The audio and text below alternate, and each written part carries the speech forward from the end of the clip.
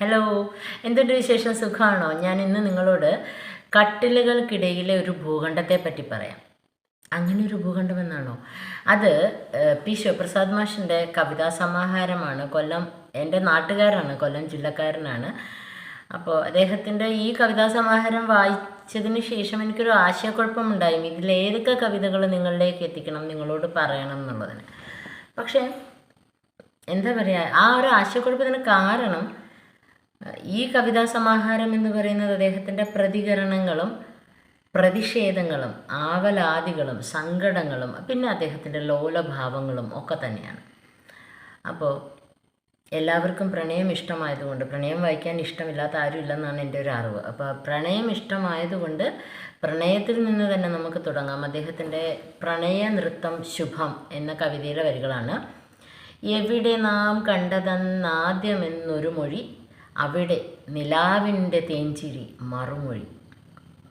ആദ്യം കുടിച്ച കൈപ്പേറുന്ന ചുംബനം, ആർദ്രം മിഴിക്കോണിലൂറിയ കമ്പനം. തിരികെ നീ വന്നതീ വൈകിയ സന്ധ്യയിൽ, മദ്ദളം ചെണ്ടയും തീ പിടിച്ചുടയുന്ന കേളികൊട്ടിൽ. തിരശീല തെളിഞ്ഞിത വേഷമേതെന്ന് തിരിച്ചറിഞ്ഞിടാതെ. പ്രണയനൃത്തം ശുഭം ആണ് ഞാനിപ്പോൾ വായിച്ചത്. അപ്പോൾ അപ്പുറം ഇപ്പുറം എന്ന ഒരു കവിതയുണ്ട്. ആ കവിതയിൽ ഇപ്പുറത്തു നിന്ന് ഞാൻ കളപറിക്കുമ്പോൾ അപ്പുറത്തു നീ പുഞ്ചിരിച്ചതെന്തിനു. അച്ഛനപ്പൂപ്പന്മാർ അമ്മയമ്മുമ്മമാർ തമ്മിൽ തമ്മിൽ ഇണങ്ങിയും പിണങ്ങിയും തല്ലിത്തലോടുന്നവർ മക്കൾ. ഒരു കലത്തിൽ അരി ചോറാക്കി മറുകലത്തിൽ പയർ കറിയാക്കി പങ്കുവെച്ച ജീവിതവും സ്വപ്നങ്ങളും. നീ എൻ്റെയോ ഞാൻ നിൻ്റെയോ പാസ്പോർട്ടും ആധാരവും പരസ്പരം ആവശ്യപ്പെട്ടില്ല. ഒറ്റുകാരൻ്റെ വേദാന്തം നമ്മളെ ഒരിക്കലും വശീകരിച്ചില്ല. എല്ലാം മാറിത്തുടങ്ങിയത് അവർ വന്നു പോയതിൽ പിന്നെയാണ്. എല്ലാം മാറിത്തുടങ്ങിയത് അവർ വന്നു പോയതിൽ പിന്നെയാണ്. വെള്ളിനൂൽ വണ്ടിയുണ്ട്.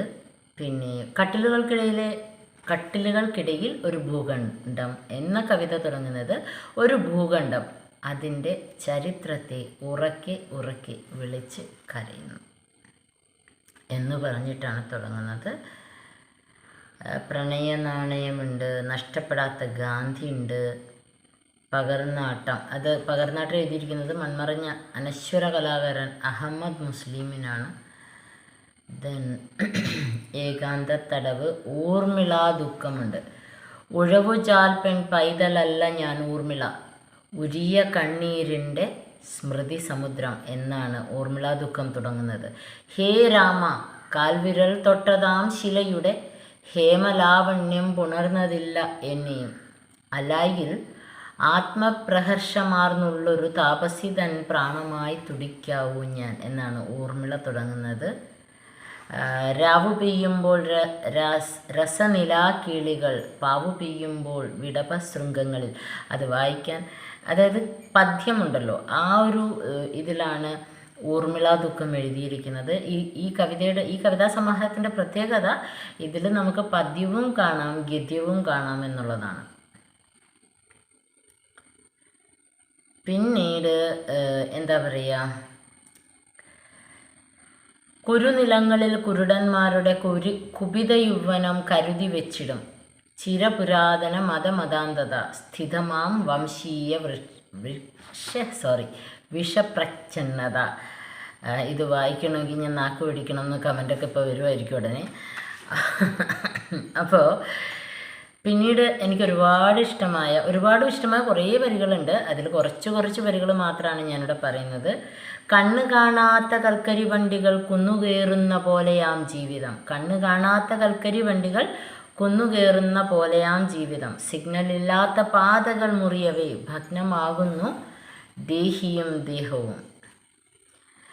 പിന്നെ എല്ലാവരോടുമായിട്ട്, എഴുത്തിനെയും വായനയും സ്നേഹിക്കുന്ന എഴുതുന്ന എല്ലാ ആൾക്കാരോടുമായിട്ട് കവി പറയുന്നുണ്ട്, കഴുത്തിനെ കഴുത്തെന്നും കാതിനെ കാതെന്നും എഴുത്തിനെ ജീവിതമെന്നും ആത്മാവിൽ കോർത്ത് പറയാൻ പറയുന്നുണ്ട്. മറക്കരുത്, ഇത് നമ്മുടെ കയ്യൊപ്പാണ്. അപ്പോൾ അതുകൊണ്ട് കവികൾ ചിരഞ്ജീവികളാണെന്ന് മറക്കരുത്. കനൽ കൊണ്ട് നമ്മൾ കുറിക്കുന്ന ഒസ്യത്താണ് ഓരോ കവിതയും എന്ന് കവികളോട് ഒന്നാകെ പറയുന്നുണ്ട്.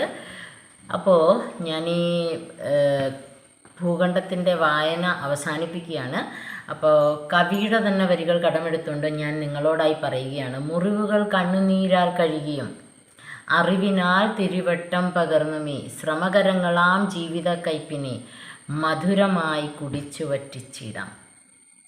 മുറിവുകൾ കണ്ണുനീരാൽ കഴുകിയും അറിവിനാൽ തിരുവട്ടം പകർന്നുമീ. അതെ, നമുക്ക് ഞാൻ ഉൾപ്പെടെ ഉള്ളവർ ചെയ്യുന്നതാണ്. പാസ്റ്റിൽ ഡിഗ് ചെയ്തുകൊണ്ടിരിക്കും, കുഴിച്ചുകൊണ്ടിരിക്കും, എന്നിട്ട് കുറച്ച് നേരം സങ്കടപ്പെടും. അപ്പോൾ നമുക്ക് തൽക്കാലത്തേക്ക് എല്ലാവർക്കും പറ്റുന്നത്രയും ഇന്നലകളെ മറക്കുകയും ഇന്നുകളിൽ ജീവിക്കുകയും ചെയ്യാം. മറ്റൊരു വായനയുമായി കാണുന്നത് വരെ ബൈ, ടേക്ക് കെയർ.